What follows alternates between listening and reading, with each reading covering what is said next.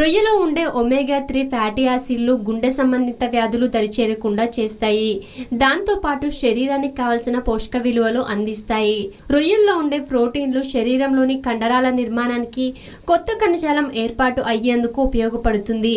రొయ్యల్లో శరీరానికి అవసరమయ్యే zinc, selenium, copper, magnesium తదితర పోషకాలు పుష్కలంగా ఉన్నందువలన వీటిని తింటే మన శరీరానికి పోషణ లభిస్తుంది. కనుక వారంలో ఒక్కసారైనా రొయ్యలతో తయారు చేసిన ఆహార పదార్థాలు తింటే ఫలితం ఉంటుందని వారు చెప్తున్నారు. రొయ్యలను బాగా శుభ్రం చేసుకోవాలి.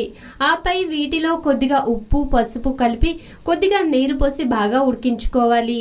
ఇవి బాగా ఉడికిన తర్వాత నీటిని వంపుకొని వాటిలో కొద్దిగా కారం, మసాలాలు, అల్లం వెల్లుల్లి పేస్ట్, కేసరి పొడి వేసి కలుపుకొని ఓ 20 నిమిషాల పాటు అలానే ఉంచుకోవాలి.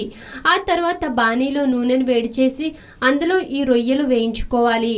ఆ తర్వాత రొయ్యలు తరచూ తింటే